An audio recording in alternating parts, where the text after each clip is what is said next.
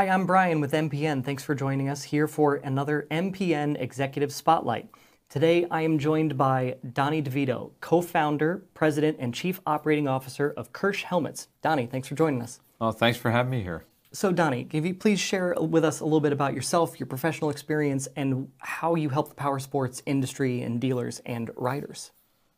Well, that's a great question. I've been in a serial entrepreneur prior to coming into this business here at Kirsh. I was in investment banking, corporate finance. I spent a lot of time advising people on their investment portfolios, and before that, I was in the military. I had retired from the military. I was an officer, and I got to go around the world and around this country to do some great things, and found my way into investments and then on from there. Once I did that, then it was all about finding companies with technologies that fit the work that I saw the warfighters needing to do. So it was advanced materials, special technologies, intelligence technologies, and the like, and found it to be a great career. And then I met Jason. He had this unique technology, this innovation that he had created with Kirsh Helmets. I fell in love with him, fell in love with the technologies, thought there was a way that we could turn this into a billion-dollar company. So I stopped everything else I was doing, retired, and then put all my focus behind this because I think this is going to be a great technology. The riders and motorcycles deserve a better helmet.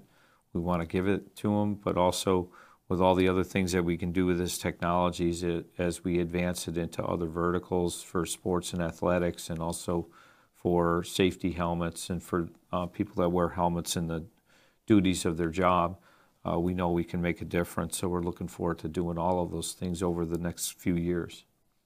Very good. Yeah, certainly exciting to hear something that excited a person of your level of experience and know-how, that this technology excited you so much that you dropped everything and put it all behind this. Once in a while an idea comes along, and this is for Jason.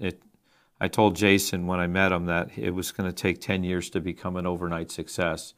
You have to really work hard at these things, and every once in a while an idea comes along that you just know you have to run the full play. You have to become a deeper part of it and really make every aspect of it work. And so Jay and I work together very well. He understands the technology and the business aspects of what we need to do, and I understand the technology to a certain extent, but really the business aspects. And between the two of us, we're able to put together the team, the technology, with the right priorities, the right approach, and then set forth to go out and do it. And that's what we did. We started the company about 5 years ago.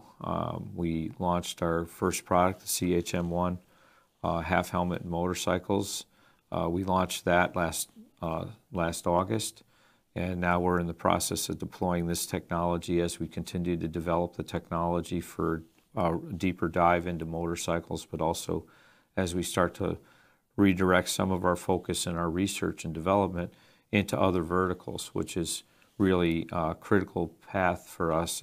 At some point, we need to show that this liner can be used in many different applications outside of motor vehicle crash helmets. Mm-hmm. And can you tell me what you have in mind with some of those applications? I imagine we're talking safety, construction, maybe bicycle, something along those lines. Yeah, exactly. We thought about head protection in different ways. We want to go wherever the problems are, and unfortunately there's a global pandemic and problems with head protection. People continue to have concussion risk. They continue to have injuries that result from poor quality head protection. We believe foam is contributing to that, and our fluid liner can help solve those problems.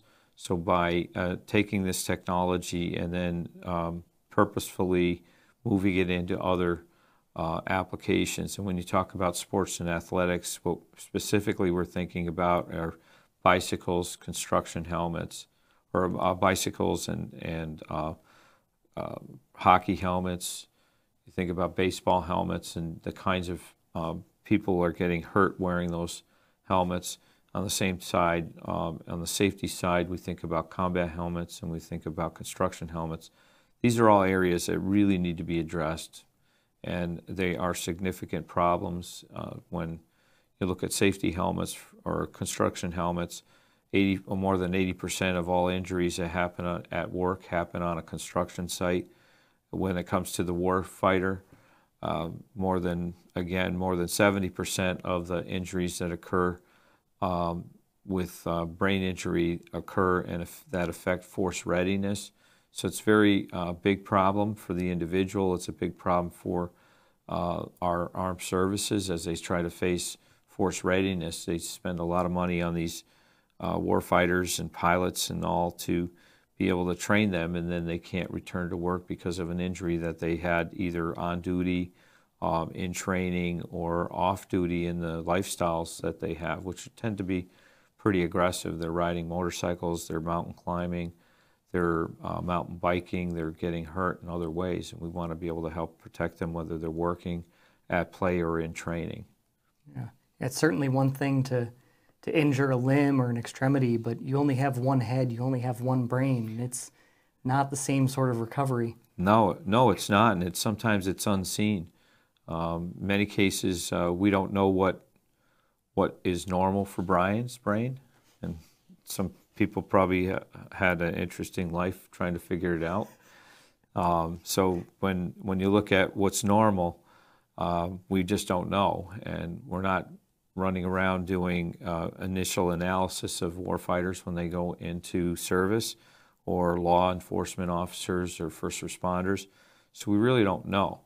And then when they have injuries, we can't really tell what's occurred, what the neurological aspects were that happened after the fact, and how the biochemistry begins to adapt inside the brain. So there's really they're as unique as a fingerprint. Everybody's brain is different, and then when you affect the brain in different ways at different times, it's very unclear what's causing it. So how to treat it becomes the biggest problem. And too often we try to treat it one thing or one way or another, and it's not clear what is really happening. And that's a very hard thing for the individual. It's hard on the families and for our communities to better understand and serve the warfighters and also the families and people that live in our communities that do get hurt. So can you tell me a little bit more about why fluid works better than a traditional foam liner? Oh, happy to. What you see here is our fluid displacement liner. Our fluid liner can do, in the motorcycle application, we can do in a 1/2 inch what it takes 3 inches of foam to do. So we're able to lower the footprint or lower the size and shape of the helmet itself. By doing it in a 1/2 inch, what it takes 3 inches of foam to do, we're able to better handle energy in an impact. It's not just about the fluid, it's about the system. When you look at the fluid built in concert with a strong shell that doesn't delaminate, we want to deflect energy. Old foam helmets are designed to break open, and just like this cup, they break open and then you crush the foam inside. Well, when you crush foam, you need to crush it against something. Just like here, I would crush it against the table. In a crash, I have to crush it against your skull. So your helmet, all it can do is drive the energy after it breaks open. It drives the energy directly at your head, and that causes injury to the brain, to the head, and the tissue behind the skull. So we think that's not the right way. What we want is to deflect energy, and whatever energy does, and that by that deflection, we're able to limit the amount of energy that gets into the shell.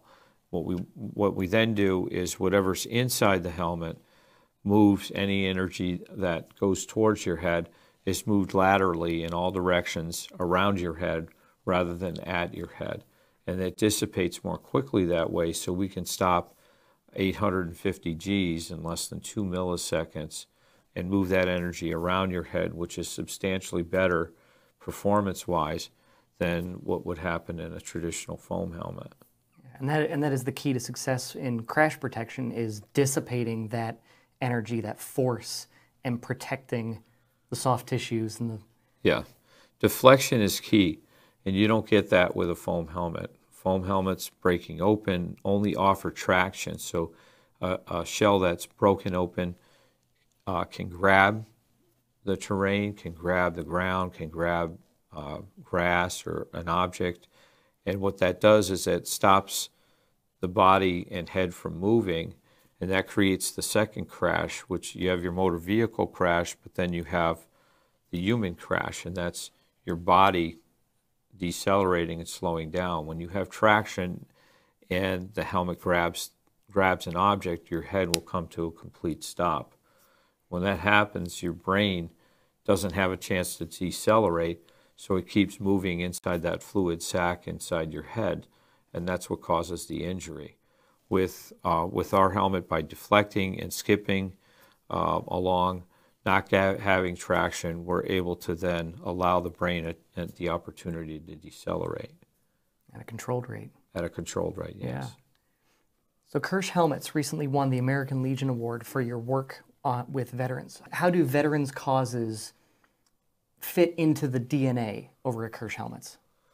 Well, it was pretty easy for us. A lot of us are veterans, and we hire veterans and Americans with disabilities to do a lot of the work that we do.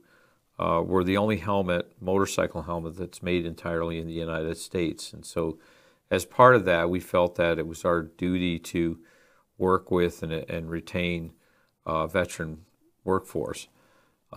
What's great about veterans is they're disciplined, they are smart, they come to work every day, they work hard, they show up, and they break, they bend, they don't break.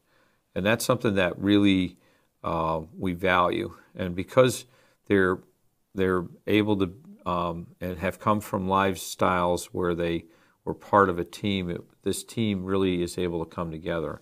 And as a leader, it's great for me and for some of the other managers, because they tend to not come to you with problems. They tend to come to you with solutions. It doesn't do us any good to hear about what's wrong. What we want to hear is, how are we going to solve the problems that we have on a daily basis? And, with an early stage company, as we're learning, there are a lot of problems to solve every day, and it's great when they take the initiative to do that.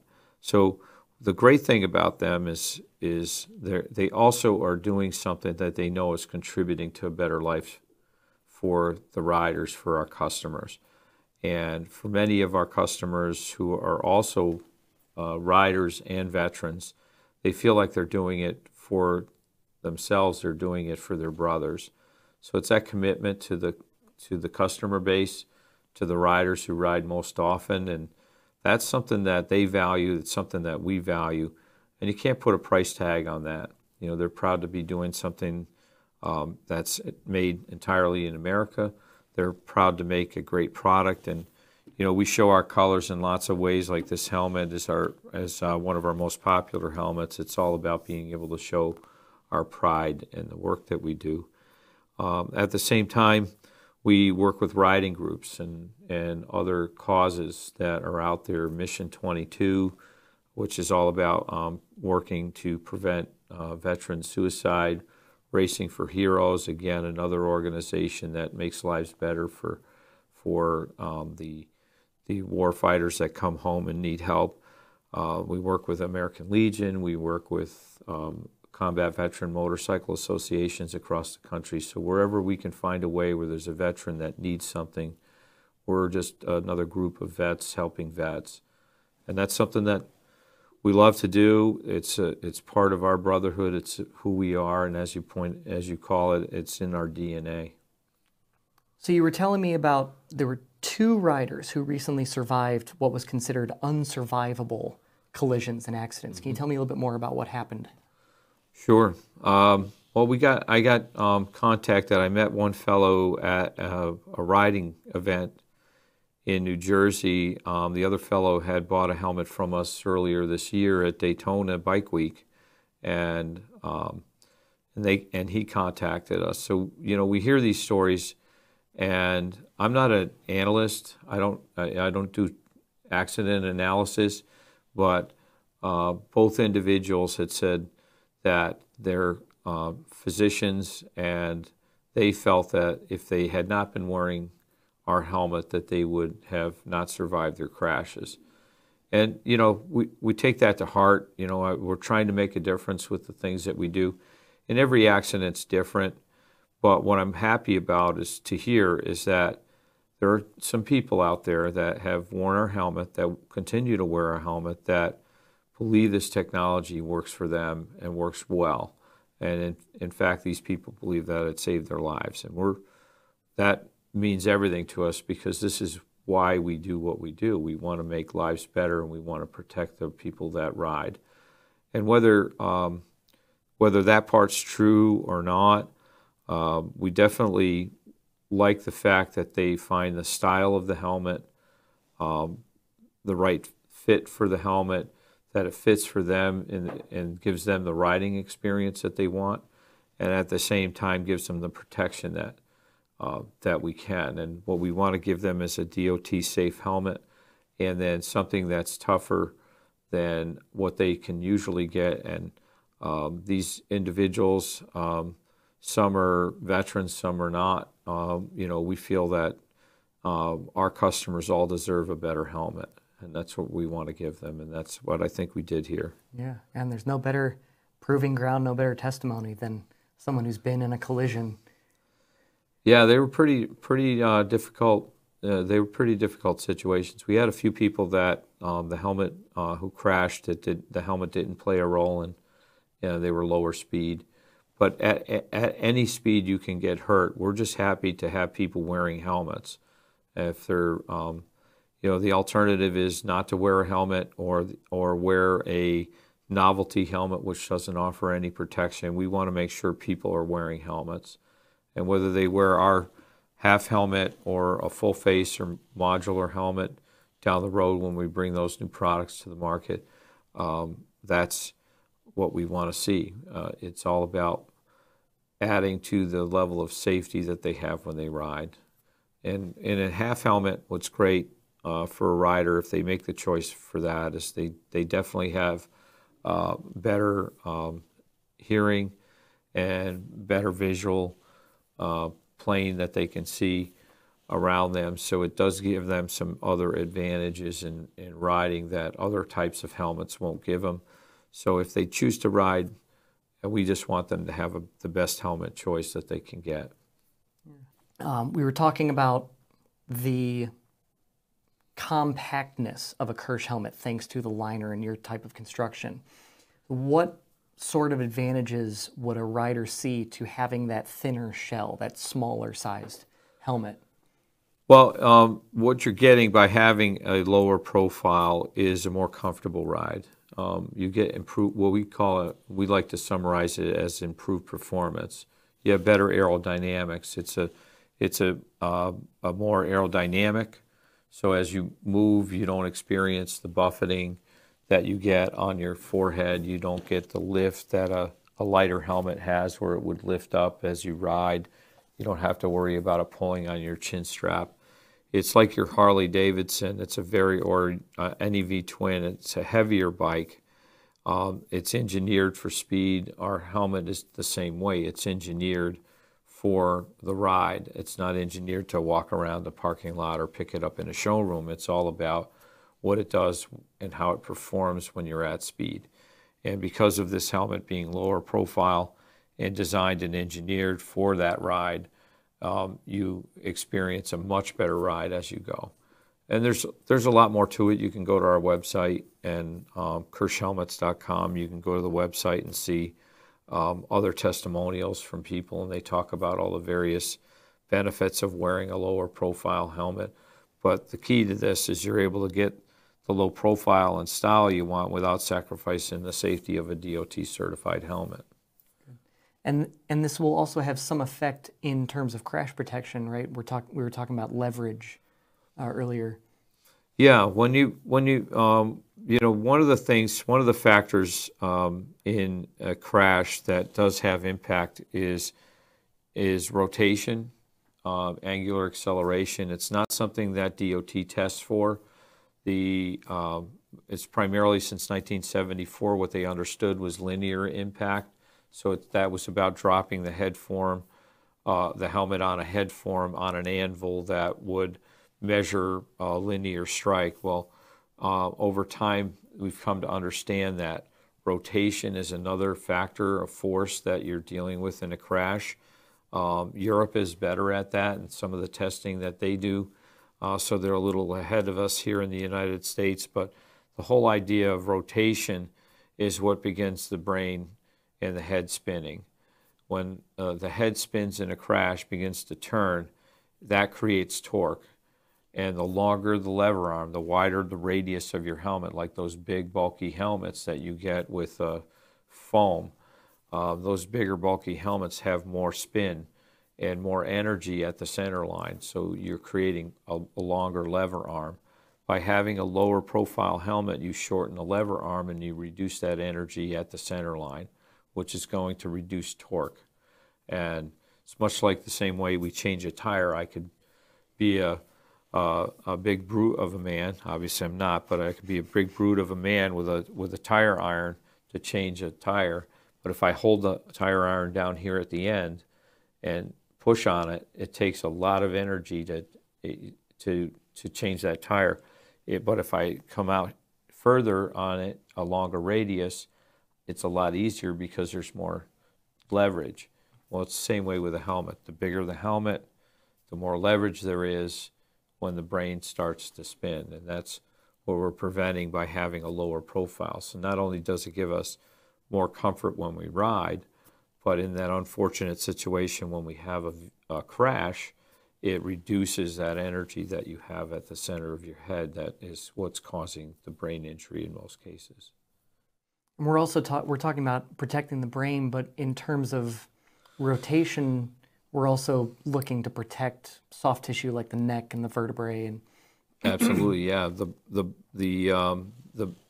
The spinal alignment and all of that, skull fractures and neck fractures and all of those things that come from twisting, we're able to do a little bit more for that, we believe.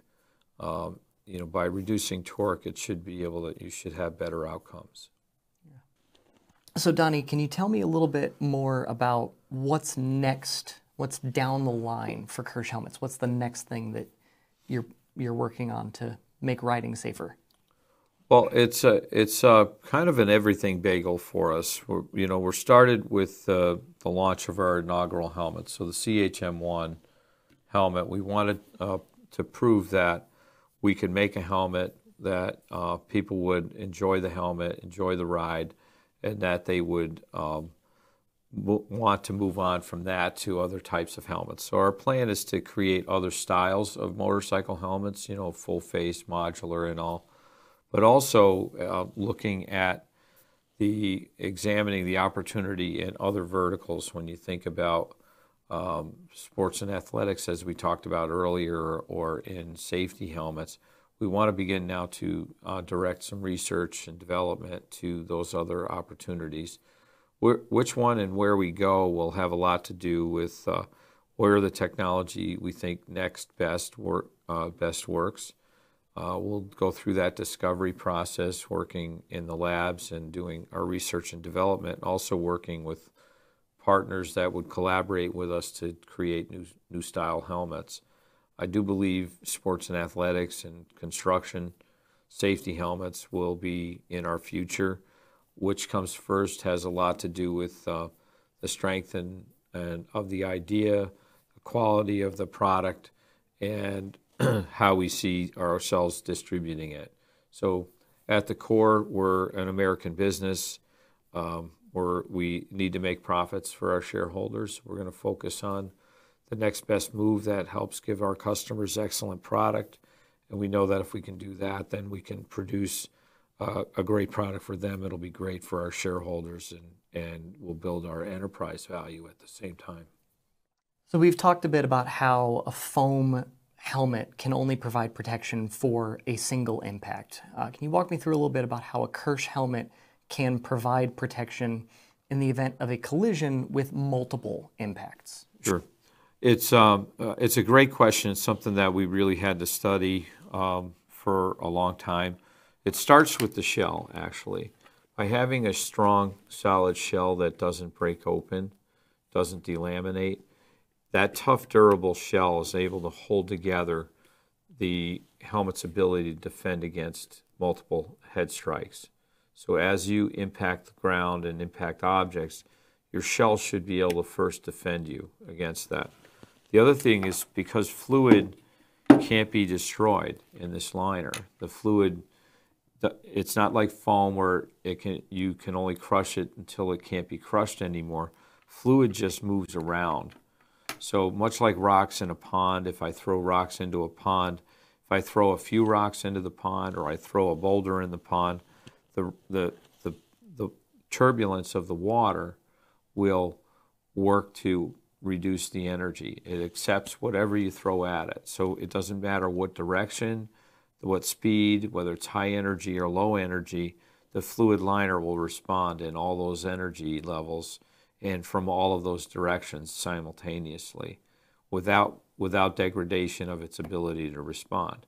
That's the difference. Foam can only respond in certain ways, at certain angles, at certain speeds, and it can only respond in one way. Fluid, we found, is because of the fluid dynamics, is able to respond in multiple ways, whether high energy or low energy, and from all directions. And it can do all of that simultaneously. And that's why it's so effective in handling the energy in a crash. It's able to be more versatile, and you can't destroy it. So, the matter can't be destroyed. So the energy then that flows into the helmet is able to be dissipated in the same way every time. What are the benefits to dealers who are considering adding Kirsh helmets to their line? Well, it's great because right now, because it's a new product, a lot of dealers are asking the same question. What we are trying to be is wherever riders are. We know that the dealers look for how many times their doors open, and every time the door opens, customers will open their wallets. And one of the things we're trying to do with them, with our partners at these stores, is to get people in. And one thing we know for sure is that new technology attracts people to stores. So we work with them by advertising, by using social media, by running events, and collaborating with them at their stores to get riders in. When we do that, we know that they'll take a look at the helmet, they'll come to understand the technology, and that gives the opportunity to the dealer to sell helmets and sell more of them. They get a great price, they get great margins, they get great customer service from us, and they get great customer satisfaction from their own customers.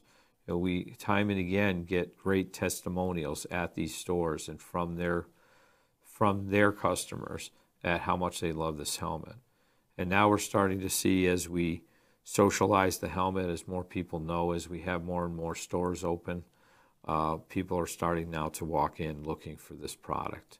And that's something we think will continue. And it's just the way that we function. The other thing that we do for them is we train their staff. It's a different technology. With all new technologies, staff needs to understand it. We make sure that we can help them understand it. We provide them with the tools inside the store to be able to sell and communicate to their customers exactly what the product is about. And something that we do that no other helmet company can do is we provide them with demo helmets so they can take a helmet for a ride it, know that it's what they want before they buy it. And that's a great experience. Most helmet sales are final at the dealers for obvious reasons. Our helmet sales, they can take the helmet out and try it first and then decide if they like it. If they like it, then they can buy it. They get the right fitment, and then they never look back. And that's where we come in, that's where the dealer comes in, and that's where we provide much better value to the dealer as a partner. Good. And Donnie, is there anything else that you would like to share with our audience today? Well, I would. First of all, thank you for having me here and having Kirsh Helmets here. It's important for us to tell people about what we're doing. We think this is a revolution in head protection. As we talked about, it won't just be focused on motorcycle helmets or other kinds of motorcycle helmets. We see this going across many industries. So we're thankful for the opportunity to talk about it. We also, are really proud of the fact that we're an American-made product, and I don't want to understate that, because being the only motorcycle helmet that's entirely made in the United States is something that became who we are. It's what we wanted to do. If we couldn't get a part in the United States, we contracted somebody to help us make that part. Our entire supply chain is made in America, and we source everything here in the U.S. So even though supply chain issues are common problems for a lot of manufacturers, we are not having to face those issues. And the best solution to being to the current supply chain problems is to be made in America. So we can always deliver what we say we're going to do, and we're proud of that. That resonates with our customers, and they deserve that as part of what they do. We're also able to do, and we started out talking about our support with veterans and Americans with disabilities. Winning these different awards, it's all part of what we want to do. Whether we win the American Legion Award, or we've gotten 3 years in a row, we've gotten Department of Labor's Hire Veterans Award for supplying or for hiring and sustaining a veteran workforce, for training them, retaining them. That's something that we want to do, and then we have many, many causes that we contribute to over the course of the year, just because we think, it's not just about being a business and a profitable business. It's about being a good citizen and about making a difference in the communities that we serve, for the people that we serve and come to love as our customers. So I'm thankful for that. I'm thankful for the chance to talk to you guys today, and I hope we keep working together to get the message out that this technology serves our market very well, and that we're here to stay, and we're going to keep on doing what we're doing. And please check us out. Donnie, it's been a real pleasure. Thank you again so much for joining us. I love the message. I love the DNA that Kirsh really seems to stay true. You're staying very, very true to your origins, your DNA, and your company's pillars. My name is Brian Sexton with MPN. Thanks so much for joining us, and we will see you on the next Executive Spotlight podcast.